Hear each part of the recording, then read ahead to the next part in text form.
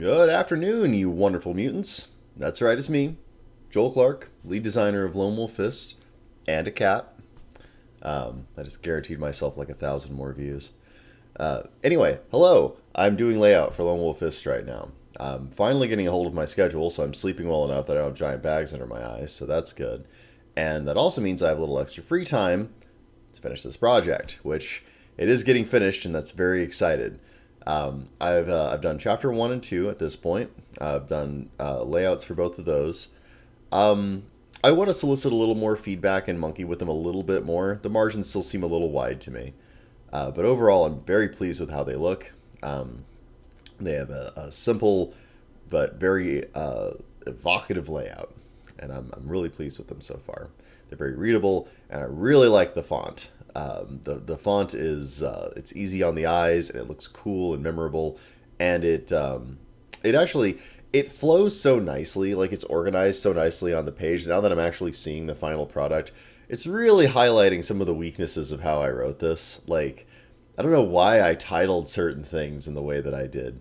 I think mostly because in full disclosure, I'm not a professional designer. I mean, I guess I am technically, but like I didn't start that way. I started out as a guy with an idea for a game. Oh, pardon me. And so like it was all just this big tangled mesh in my head, and a lot of these what have become segments and rules and discrete mechanics, like that was me like taking that big mash and being like, okay, I'm just gonna get it all out on paper, and then I'm gonna like tear apart these different parts and then put them where it seems like they need to be. And some of them didn't get fully unentangled, so you have like sections that are labeled like effort pool and effortless and focus and chakra and karma, and it's like, okay, I guess we're going to learn about all of that at once. And they're discrete ideas, and that's obvious at this late stage of development. It wasn't obvious to me at first, apparently. So a little bit of this is me. I'm kind of combining tech edit and layout. I shouldn't do that. You should have a much cleaner process than I have. But this is my first big RPG product, and yeah, I want to make sure it gets out in a reasonable time frame. At this point, it's been like what, 2 years. It's time for this guy to hit the shelves. So yeah, and I want to make sure it's a good product, and it's like, and not just a product, but a good game, something you could use at your table. Like, usability is such an important element for my game, you know. And so anytime that I go through and I'm reading the sections and I'm like, okay, this doesn't read well. Like, what am I trying to say here? That's been like the core question I've asked myself. I got to the followers section, and it was an absolute mess. It's and again, like the history of that is kind of weird because like followers initially was just like one idea that I had, and then I branch it out into like, well, what if you train your followers? Like, where do player characters come from? You know, and that's where they come from. You know, you find a master, you get trained, then you become a player character. So it also kind of evolved into that, and then later on I did, and I think like parallel with that, I had this idea of people fighting as groups, combining their effort pool. And that was the thing I did. And then later, I did a playtest, and I was trying to do war with a system that I used where like it was just 10 dudes at a time, and then you would just have reinforcements behind them. And it really did not feel right when I was playtesting it. This is at a Denny's I was playtesting it. And so I came up with a different version of that where instead you just well, after that playtest I came up with a different version of it where instead of rolling a bunch of dice and getting like an effort pool of hundreds, which is the other alternative I had thought of, you just say everybody adds one additively, and every 10 people is a set, and you can combine 10 people into a rank 1 set, and you can combine 2 sets of 10 people into a rank 2 set, and there's an upward bound of 10 on all of those actions.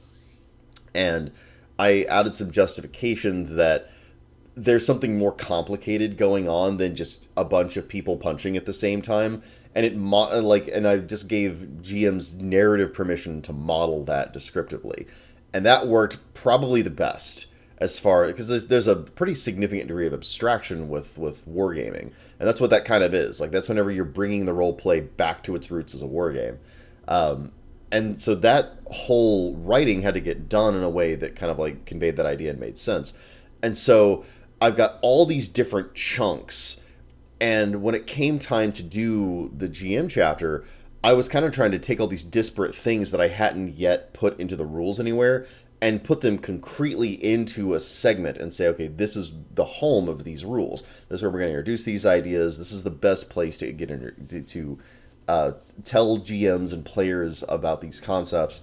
And a lot of those kind of defaulted to one of two places: the GM chapter or the domain chapter. And the domain chapter didn't feel quite right for it, because the domain chapter is more about like domain level play and making decisions, and wars can happen as a result of those decisions. But it felt like it was make the domain level decision, then fight a war, and then that can go down into a combat. And like that felt like a better nesting. And so it didn't feel like it needed to be in that section, because that section was already pretty bloated, you know. And that's the next one on the agenda, by the way, is going through the domain section and making it a little more clear. And by a little more clear, I mean significantly more clear.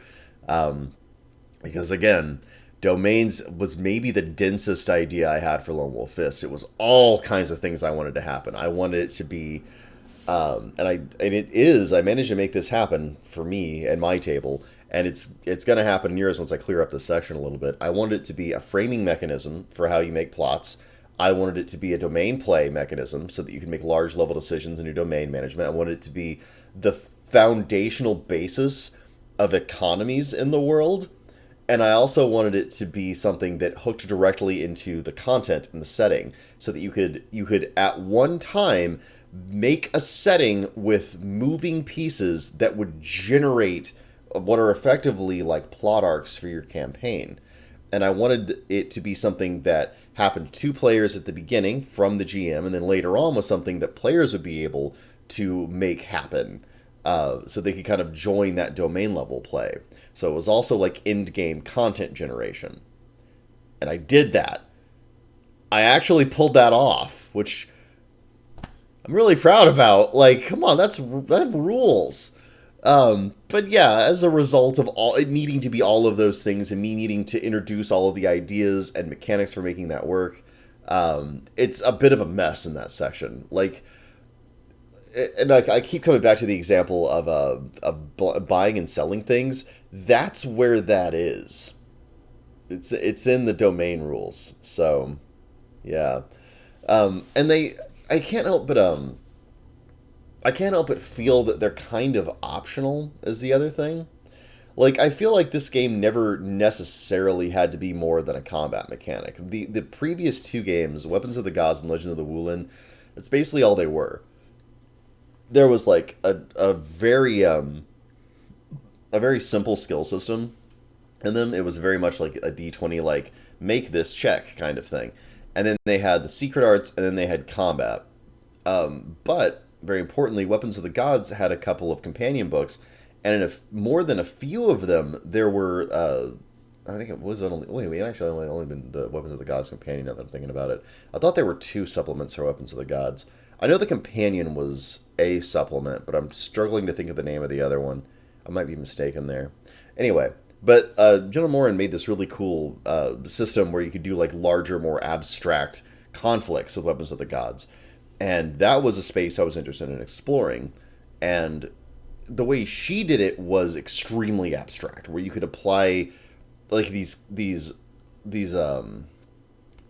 I'm even sure. It's kind of hard to even talk about. It's extremely abstract. Basically, you had rules for conflicts, and you had ways to contextualize any conflict within them. That's neat. Kinda. Kinda. Because, first of all, this section, again, it suffers from not having someone proofread it and say, okay, but what are you talking about? Like that's a crippling thing to suffer from as a section. And the other thing is they really are way too abstract. They don't seem connected with what they're trying to do. And that's a really significant problem. Like that's the two things that'll kind of kill rules as far as having them show up in a game is they're hard to understand and they don't actually feel right. Like those two things, and the even if they work, and the rules do work, even if they work, and they're fun, which is the other thing about the rules. They're fun. Those two things can still kill rules. So I'm trying to be aware of that with the domain section, because it is more abstract than your fist connecting with someone's face and the face exploding. But it is not so abstract that it's not clear what's going on in the real, in not the real world, but like the imaginary world of the game, the shared mind space. I was thinking about that a lot today, and I think that maybe the cardinal sin of role-playing game design is giving GMs rules that do not clearly allow them to intuit what is happening in the world that they can describe to the players. You know, I was actually thinking about the Doom pool from Marvel Heroic earlier, and that's like one of my hugest complaints with that. And I actually thought of a couple of cool little fixes for it, but I may get to that later. We'll see if Cam Banks returns my constant phone calls harassing him. One day, Cam. One day.